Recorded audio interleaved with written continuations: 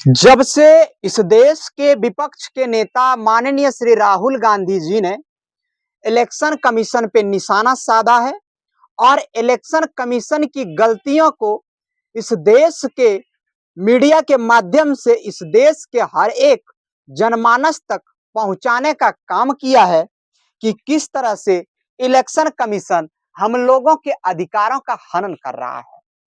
इस देश के लोगों को जगाने के लिए, इस देश के लोगों को अपनी मजबूती दिलाने के लिए माननीय श्री राहुल गांधी जी ने वोट यात्रा निकाला गया है। न जाने हमारे इस देश के यशस्वी प्रधानमंत्री महोदय को इस देश के विपक्ष के लोगों ने न जाने किन किन बातों से संबोधित किया, जैसे कि वोट चोर, गद्दी चोर, इस तरह से न जाने कितने अपमानजनक बातों से उनका संबोधन किया।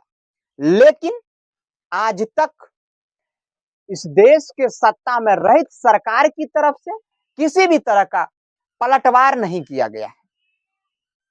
पलटवार नहीं किया गया है, एकदम कंटिन्यू उस चीज को देख रहे हैं। यदि पलटवार भी कर रहे हैं तो बहुत ही छोटे छोटे नेता लोग कर रहे हैं। जो महत्वपूर्ण लोग हैं, जिस लोगों का इंतजार हम समस्त देशवासियों को है कि कब सत्ता पक्ष वाले विपक्ष को जवाब देंगे, लेकिन सत्ता पक्ष वाले विपक्ष को जवाब नहीं दे पा रहे हैं। यहां तक कि जब वोट का मामला, वोट चोरी का मामला सदन में उठाया गया तो भैया सदन जो है ना 8 मिनट से ज्यादा नहीं चल पाया। उस सदन को 8 मिनट चलाने के बाद बंद कर दिया गया। आखिर में क्या इस देश के सत्ता में रहित सरकार और इलेक्शन कमीशन का सच में साठगांठ है? यदि है तो क्या इस तरह होना चाहिए? और यदि इस तरह हुआ है तो ऐ मेरे देशवासियों, ऐ मेरे नौजवानों, आपके साथ आपके अधिकारों का हनन हो रहा है। और उस अधिकार हनन को बचाने के लिए इस देश के जननायक माननीय श्री राहुल गांधी जी हम लोगों के हक की आवाज उठा रहे हैं, हम लोगों के लिए लड़ रहे हैं। हम लोगों का भी दायित्व बनता है कि हम लोग भी उसके साथ चलें और उसके हिम्मत बने और अपने अधिकार, अपने हक को बचाने का काम करें। अन्यथा आज सत्ता रहित सरकार वोट चोरी करके अपने आप को जागीर समझ रहे हैं और एक समय ऐसा आएगा कि यह सत्ता रहित सरकार आज वोट चुरा करके अपना गद्दी संभाल रहा है। न जाने कल हम लोगों के घर के बच्चों का, हम लोगों का, हम समस्त भारतवासियों का भविष्य चुरा लेंगे।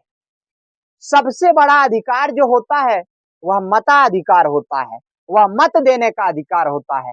और यदि आपका मत देने का ही अधिकार छीन ले, आपका मत देने का ही अधिकार पे किसी भी तरह का अंकुश लग जाए तो मेरे प्यारे साथियों, मेरे मित्रों, क्या हम लोग कभी जीवन में भी आजाद हो पाएंगे?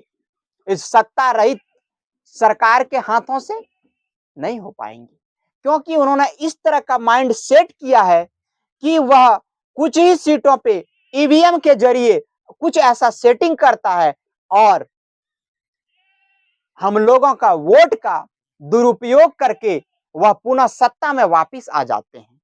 वह कुछ ऐसे ऐसे चुनिंदे जगहों के ईवीएम मशीन को हैक करके वोट का चोरी करता है और ताकि विपक्ष के लोगों को, इस देश के लोगों को पता न चल पाए कि आपका वोट का चोरी हो रहा है, आपके अधिकार का चोरी हो रहा है।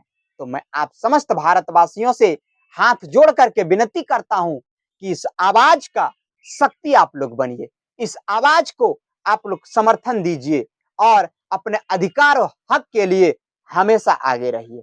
जय हिंद, जोहार झारखंड। साथियों, वीडियो अच्छा लगे तो लाइक शेयर जरूर कीजिएगा।